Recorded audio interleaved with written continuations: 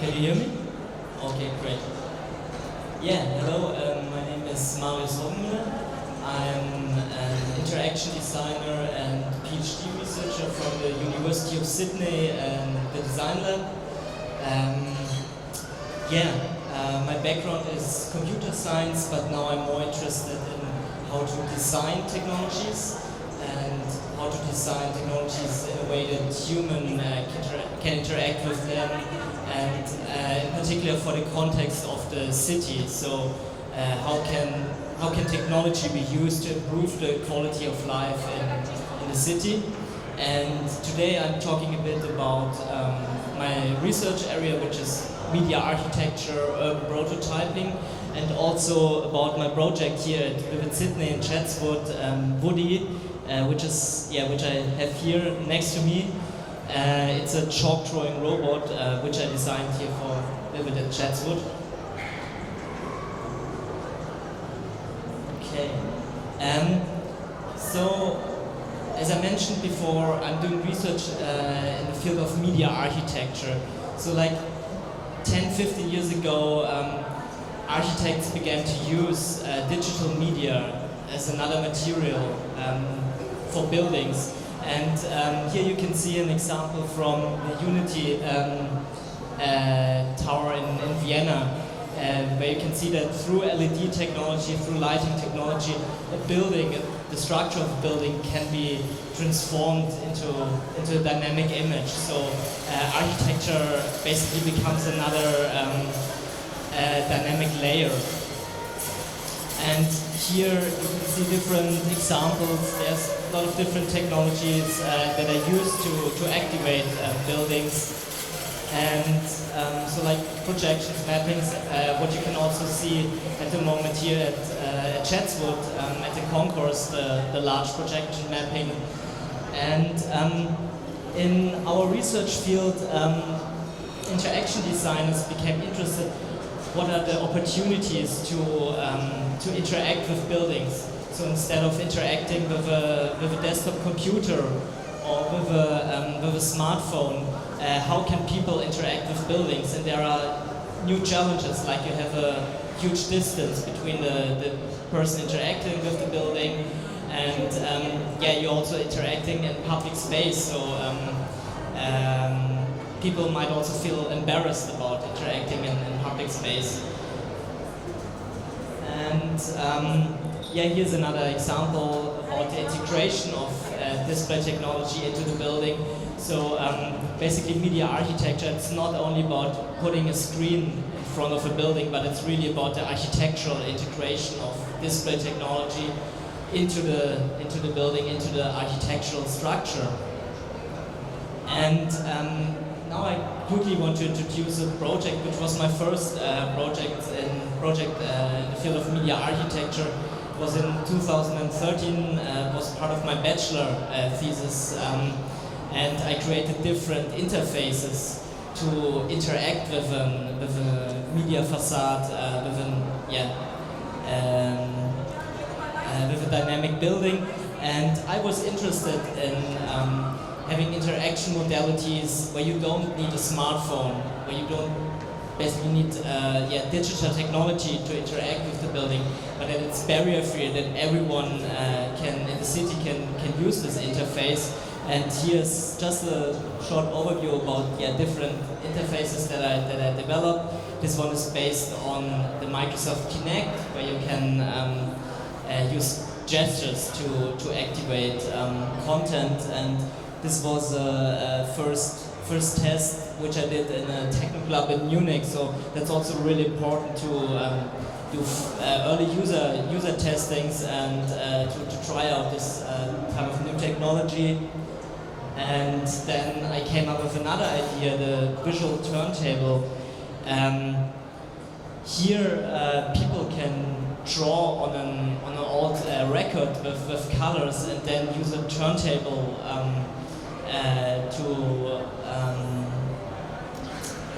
to send content on the LED screen. So I had a webcam next to this turntable, and this analog type of content was then translated into a digital image. And yeah, here the idea was also to use physical materials and convert them into digital drawings. And here was another idea to use an everyday object to activate interactivity on a media facade. Here I used a lighter to create a firework, and so here there was a sensor to detect the fire of the flame of the lighter, and then this firework was created on the facade. And here you can see that I'm doing a lot of tests also like in the lab before I go on site into the real world with my projects. And then we conducted an urban prototyping festival in Munich in the Olympic Village, where a lot of students live, and now the projector has some issues. I just tried to start the video. I'm not sure if we have sound, but okay. So these are just some impressions from this urban prototyping festival. The aim of this little festival was to evaluate this novel type of interfaces, but also to enable co-creation with people that live in this area. And that's also what I'm interested in doing this research project here with Chatswood, to see how the local community also engaged with this type of digital technologies in the city. And yeah, here you can see some video sequences from this evening in Munich, where people then could co-create their own content for this low resolution media facade. And then, of course, because we are researcher, we also have to evaluate and analyze the data. And maybe I jump into the findings really quickly. So we found that for the different interfaces that are different stages of participation.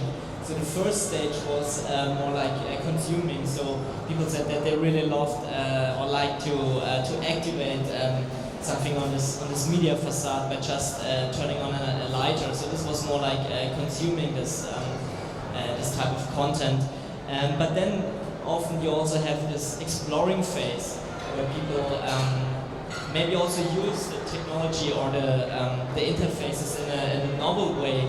So for example, instead of using a lighter, because also not that many people in Germany smoke anymore, so not everyone has a lighter in his pocket, so people started to use their smartphone and the flash of the smartphone to explore the smartphone as an activator for this firework animation. And then there was the third stage, which is really creating, and this was also based on this visual turntable interface, where people could draw images on this old record and could create their own content. And that's also what I'm interested in and what I have further developed in my projects, that people can really create their own content and can express themselves in the city. And what we also find out that after a while, also the interest decreased. So it's a thing that you do for like 5 or 10 minutes. That's also something I observed already here at Vivid in Chatswood. That it's more like a short-term experience, but which is fine if people enjoy it for a few minutes. And then. In the last couple of years, I worked on several other installations, all in related to media architecture. So we did another installation in Munich. Then I was working on a big installation in Frankfurt, in Germany, for a lighting festival. It's called Luminale, and this one is much smaller than Vivid, but it has also really nice flair, and it's a bit less commercial than Vivid maybe, but also really interesting in a way.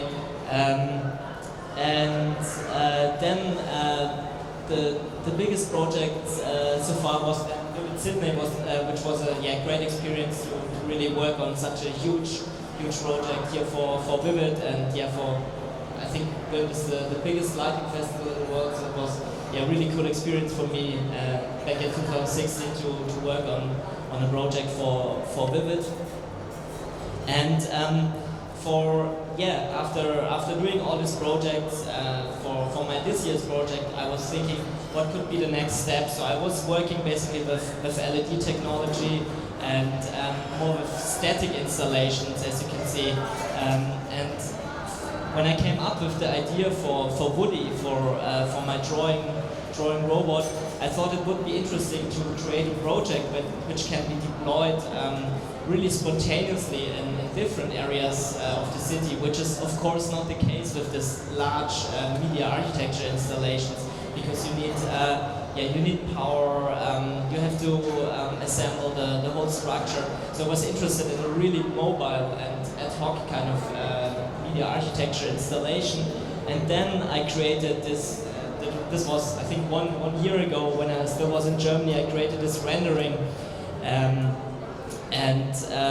came up with this idea together with my supervisor. We came up with this idea of using the city as a digital canvas, basically. So having a device that can draw directly onto the ground of the city, and then I created this rendering. And you can see with more details, because it's for Vivid. Of course, it also needs to be beautiful in a way, nice lighting installations. And then we came up with the idea of why not using UV lights to illuminate the chalk drawings, because this type of technology, of course, you could also use it during the day. But for Vivid, we wanted to activate it and to have this really aesthetic experience with chalk drawings that can light up because of the UV lights. And also want to connect my talk a bit with some kind of design recommendations for Vivid. So in our research, we often create recommendations for other designers and researchers, and I have some more or less serious recommendations for if you want to do your own Vivid project. And the first one is you have to create an awesome rendering. And I think here I did a good job. Juliet really liked the rendering in the beginning. I think that's what Luke told me. And we are also really thankful that because we knew that this kind of project is something new, and it's also more difficult to maintain than aesthetic installation. So that was we really appreciate that the council go forward with this kind of project, because of course there are more risks, which I will also talk about more later. And the second, which I realized is that it's important to have a cute name for the installation. So first, my project was called UV Chalkboard. And now I realized in the last couple of evenings I'm at my installation almost every night, also to observe people and to do research and talk to people, because I really like to see and to talk how people react towards the project. And I realized that children very often, before they go home, they go to Woodie and say, "Goodbye, Woodie, good night, Woodie." And I think it would be super awkward if a little child would say, "Good night, UV Chalkboard." So I think it's really important to have a good name for the installation, not only for social media, but also how children perceive the technology, and to perceive it in a humanized way, this type of robots. And then, of course, I created this awesome rendering, but I also had to realize this project, and that was the tricky part when all the work for me began. And here's just some video sequences where I did some first testings in Chatswood on the ground. I became really serious about how ground looked like. If it's too rough, can the drawing still move on the ground? And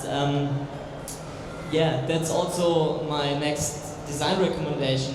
start prototyping early and don't hate yourself too much for having created this awesome looking rendering, which you're now gonna have to realize. And so yeah, I was facing a lot of challenges with this robot. It was also the first time that I designed a robot or developed a robot. So there are a lot of different challenges, and then in particular creating a robot that can draw or that can move on rough areas just in the city. And then of course we have a budget to develop it, but also not like $1 million like maybe what you have in Silicon Valley to work on robot project. But that's also the interesting part of it, to use really DIY and also more low cost kind of materials and to achieve this kind of installation.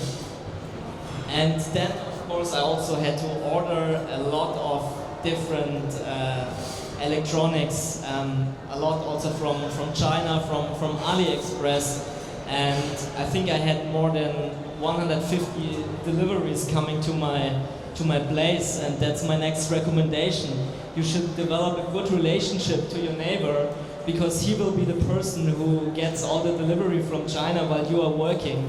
So this was also quite important, and I have a really nice neighbor, and he took care of all my deliveries, and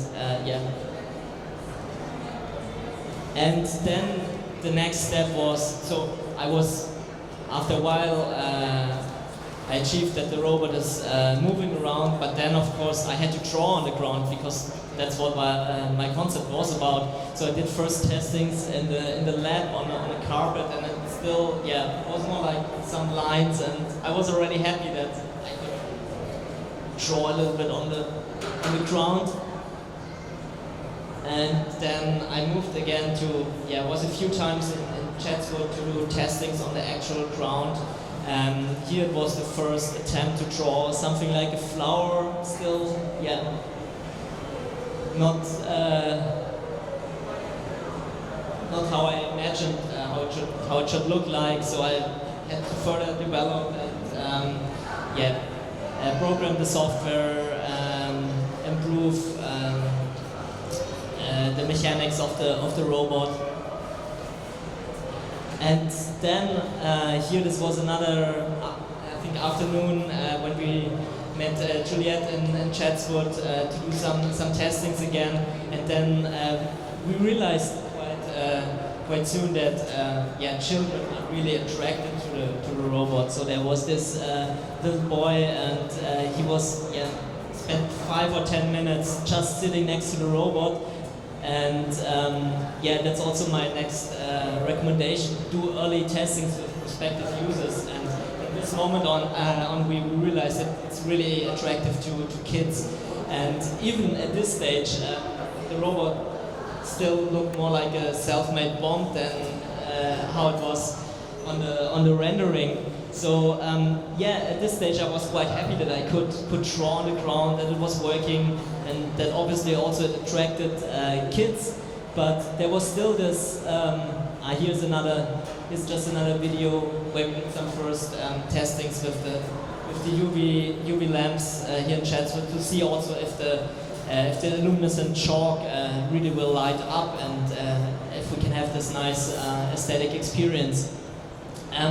But there was still this problem that the robot did not look like the rendering. So in the next step, I had to work on the design of the robot. And here I was again in the lab, so I had to create a mold for vacuum forming the shell of Woodie. And here you can see the process. It was a manual process using lots of machines in our university, and I also had staff around, really helpful, because it was also my first time vacuum forming something and creating this mold. And here you can see the process of the vacuum forming. It's basically you have a plastic sheet, and you heat it up, and then with this machine the vacuum will suck the plastic down, and then you get the shape of your mold. And this was then the result. And after some finishing.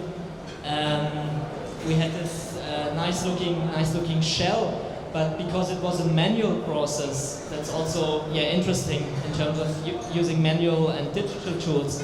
We had to 3D scan this shell again, because it was of course not perfect as you would get it like from a CNC machine. So we were using a 3D scanner to get a model of this shell, because we also wanted to build a structure for the LEDs and to have a nice lighting effect. As you can see here with the low-res pixels, we had to build this structure inside made of a laser cutter, and therefore we need to have exactly the measurements of the shell. And that's another video again when we did the testings with this structure, with this pixel structure for the shell. And of course we were also adding a lot of additional weight, so I was also had to do testings again. Is the robot still moving? So I was still really concerned until like 1 or 2 weeks before Vivid started, if really everything will move with this weight as well. And here you can see now with the shell, the robot moving with the shell, which I was then really lucky. And here another test with the LEDs assembled. Just a time-lapse video. And then everything was working well, and we could move to Chatswood with Woodie. And these are some images from the opening night. We had a lot of children around Woodie, and it was a really nice start of the project. And here you can see Woodie drawing love hearts. So that's his favorite drawing: love hearts, flowers, and stars. And but I could create basically any kind of image that I create on a computer, and then I translate it into a machine code, and then the robot can move based on the lines of this image. And of course, because it looks cute and really aesthetic, children love to touch Woodie. At the first night we also, we allowed this if the children were gentle, but after a while it was a bit too wild, and people were also trying to kick Woodie. And as I mentioned, it's just a prototype, it's not a finished product or something. It can break, and that would be really sad, because then the other children on the next day can't enjoy Woodie anymore. So we are more careful now, and also brief the volunteers to take care of Woodie. And what you can also see is that, and that's also part of this experience, is that we also give chalk sticks to children to manually draw on the ground, and this is also super successful. So many children they look at Woodie and they enjoy it, but they really like the experience of expressing themselves and drawing next to the robot. And what is also interesting, we have also a lot of adults who are drawing on the ground and really enjoy that experience. And many people also, they come to the installation, and the first thing they realize is, oh, the UV lights, everything looks different. Your shoes, light up, and then they start drawing. And after a while, maybe if they haven't seen Woodie so far, they see the robot, and then because the robot is moving quite slow, they don't realize in the beginning that it's drawing, and then they're already fascinated about having this UV installation with the chalks. But then if I tell them that the robot is drawing, they're completely fascinated. And often I get the response like from teenagers. They often say, "Oh, that's so sick," and parents rather say, "Oh, that's so clever." So that's a response that I get really often. And yesterday I was conducting some interviews, and also people say that they really like the combination of having this machine drawings, but also this tangible experience of people drawing on the ground. And Another woman mentioned that she really likes that the space, basically the installation, belongs to everyone, so everyone can find a place to put his or her drawing on the ground. And what is also interesting is that we don't have any problems so far with like rude drawings or something. So what you often have nowadays in social media, that people are really rude and making not really nice comments. We don't really have this in public space yet, but also because the crowd in a way also restricts this, because everyone is observing you if you're drawing some not so nice things on the ground. So that's a really nice experience for us as well. That people are really respectful about this opportunity. And what is also interesting, that children often draw, duplicate the images of Woodie. So this girl was drawing the same heart on the ground. Or this is also super interesting.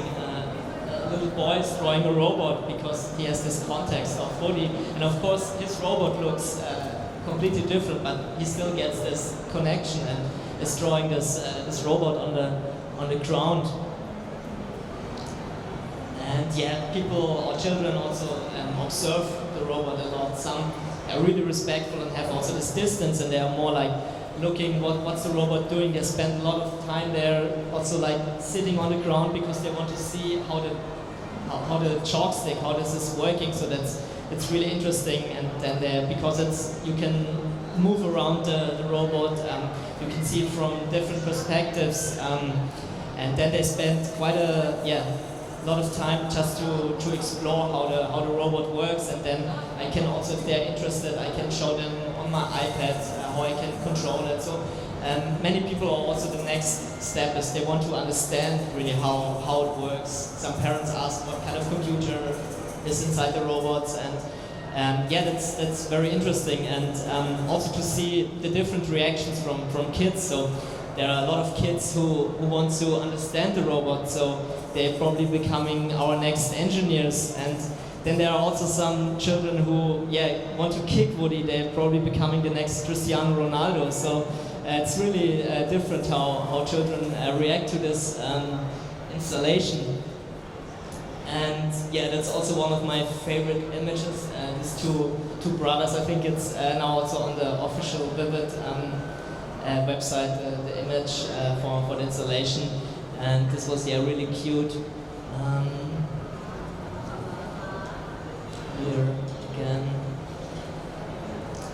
Here again some images about exploring this girl on the right. She spent at least 20 or 25 minutes just around the robot to see how it is working. And what is interesting as well is that because it's kind of slow technology, of course some people ask, can you make it faster? But many people also respect this kind of slow technology, and then often you hear that parents saying to their children, let's come back in 20 minutes and see how the drawing looks like in the end, which is an interesting experience also if you compare it with other type of media in the city, like with public displays where you have really fast images and everything is like in television or on YouTube. And this type of technology is really slow kind of technology that where the drawings emerge over a certain amount of time and change the city in a slow speed. And here is also some time-lapse video. You can see here someone putting something on Woodie, I think a bag or something. Children sitting on the floor. Some people moving furniture at night, that's also super interesting to see. And of course cleaning is also important. So we have to clean the area every night because Woodie is not capable yet to clean his own drawings. So that's one limitation of the current prototype. And I also have an image just to see why we have to be so careful with this installation.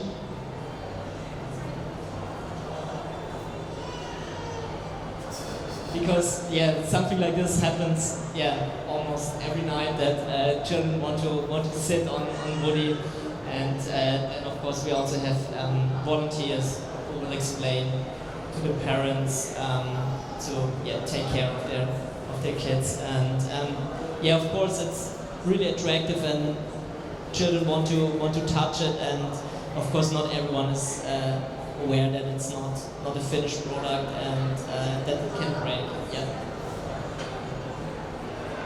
And here is just to end my talk, final image of the rendering and the final Woodie, and I think that's also was a good sign when Juliette was saying it almost looks like the rendering. That was a really good compliment to have achieved this, because that was also my biggest concern, that how to design this object that looks almost like the rendering that I came up with in the beginning. And thanks for your attention, and I hope you enjoyed.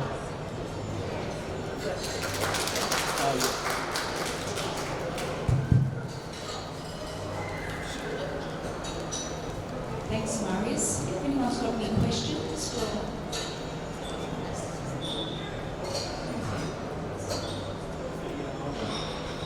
Tell us about the computer inside. The computer, it's a Raspberry Pi. So maybe I'm not sure if you're familiar with it. It's a small computer. You are, and that's also interesting. It's just like a credit card, the size.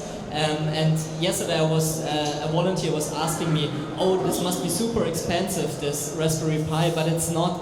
It's kind of the idea of the founders of Raspberry Pi was that, so like in the 80s, students they had to do a lot of when they started programming, they had to understand the machines, and now since computers are more like consumer products, like all the Apple products, where you don't really have to hack the machine anymore. So the idea of the Raspberry Pi Foundation was to have again this really low-cost computing platform that students and children can start hacking again, which is not the case with your super nice $3,000 MacBook, of course. And that's also why it's so cheap. So they're using chips that are available in mass production, and that's why this Raspberry Pi is just like $50 or $60, and so that's really that's not the most expensive part of Woodie. So Raspberry Pi, and then of course a lot of different other hardware like Arduino, which is a prototyping platform for electronics. Also behind all these technologies, the idea is that students and children can build their own little prototypes, interactive prototypes.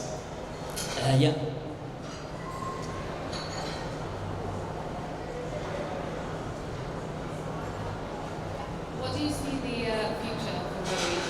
As you obviously had such a positive response in the community, is there more to come with development? The future of this installation, or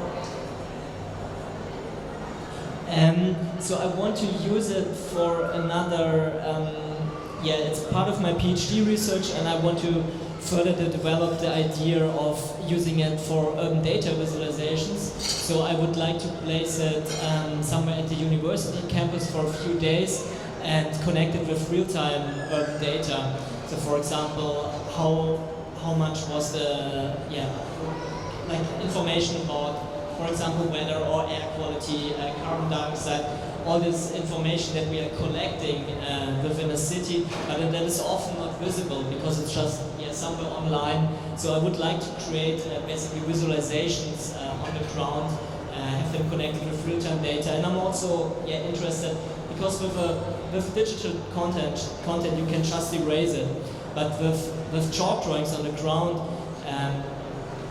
it just changed over time. So if people walking over it you can't see maybe the drawings from the day before anymore, or if it was raining. So you have this additional layer of information, which is the environment, which changed this type of content. And so I want to further investigate the idea of using it for data visualization.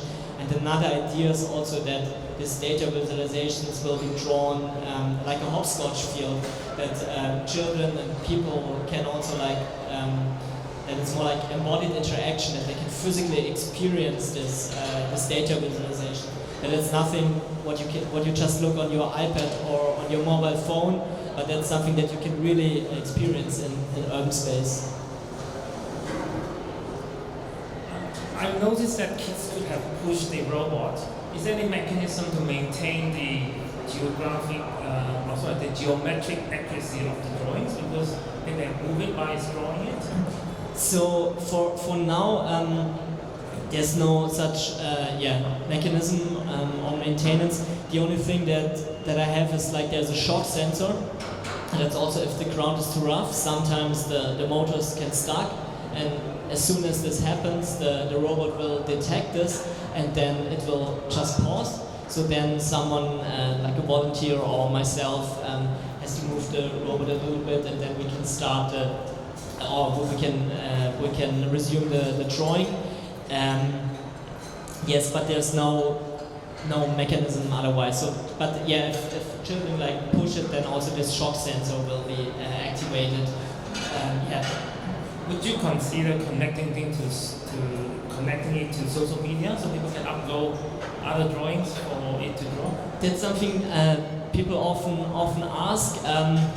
I think it would be interesting. Often people also ask me if they can draw something on the iPad and then they can see it. I think there's potential to do that, but I also really like the experience of letting people draw by themselves, so that not the robot is drawing for them, but they can just use chalk sticks to draw on the ground. And maybe that's also again the problem. I know from previous vivid installations, the installation that I did in 2016.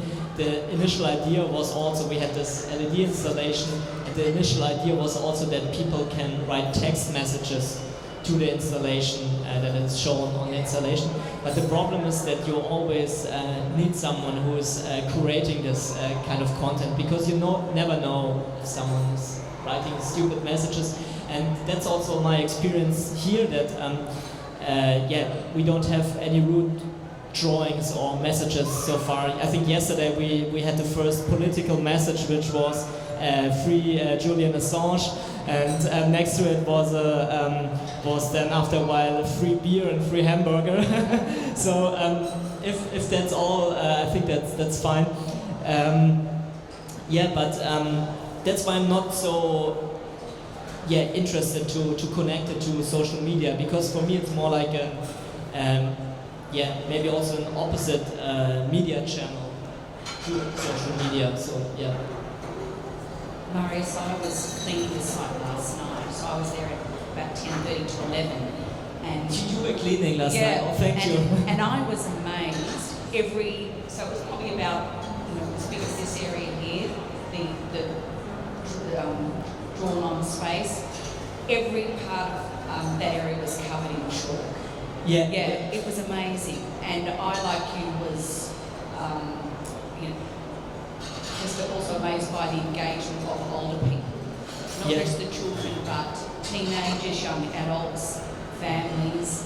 It was really amazing to see them all drawing, just having fun, drawing with the chalk. And the restaurant was saying what great business they were doing as well, because it was bringing so many people to the area. So it was really impressive. The other thing I want to ask is, how did you settle on the name Woodie? Actually, this was not my idea. That was the idea of Luke Hespanol, my supervisor, who is has also a lot of other installations here in Chatswood, and is working with the council since I think 2 or 3 years already. And he had the idea. So he mentioned, because I came up with this name of UV chalkboard, and it was probably more something I would talk about it in a paper or something, or academic publication. Yeah, and so he said, no, we need to have something that it's cute, that children can relate to. And then it was the idea of I think it was his idea also with Chatswood, and then because we were creating this installation for with Chatswood, and so the idea was, why not Woodie, and that was the It's a great name. Yeah, and regarding the chalk drawings, I also really like this experience of people drawing on the ground. That yesterday I also observed that people spend also a lot of time just to see what other people were drawing, and then sometimes they're adding something to other people's drawing. So it's really interactive without really using interactive technology in itself. And that's really interesting to see. And also that older, not only children are drawing. Yesterday there was a group of young women, and they spend also a lot of time on the ground. And then after like 5 or 10 minutes, one of them said to her friends, "So okay, are you done now with being at 12 years old? Can we go on?" And Brings out the inner child. Yeah, Because yeah. even after Woodie had gone, people were still drawing. Yeah. I think also because we can't have Woodie on site when it's raining. So I think when it's raining, we just give chalk sticks to people, and they still enjoy this experience. Yeah.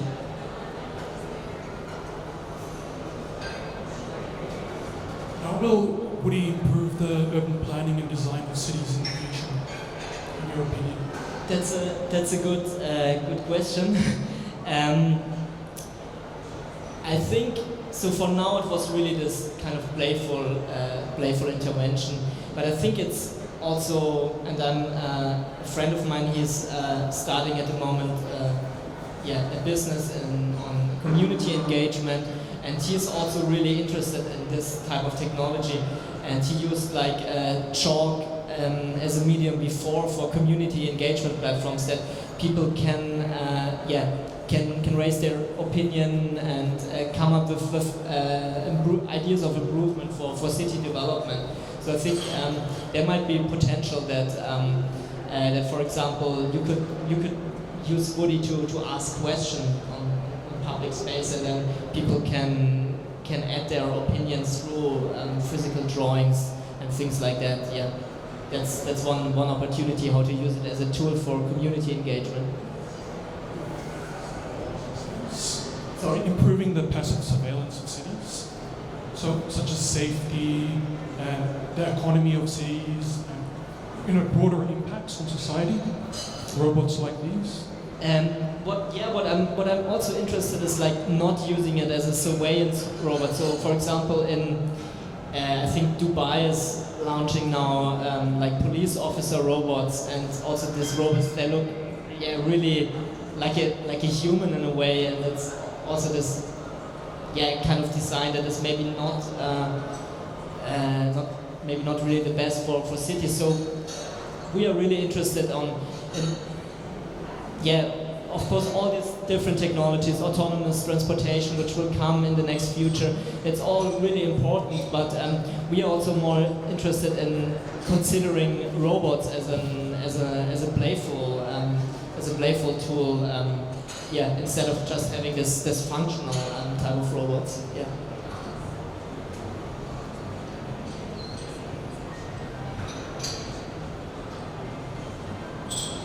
Thank you, Marius. That was Thank fascinating. you for the invitation. Yeah, it was nice to talk to you. Thank you for coming.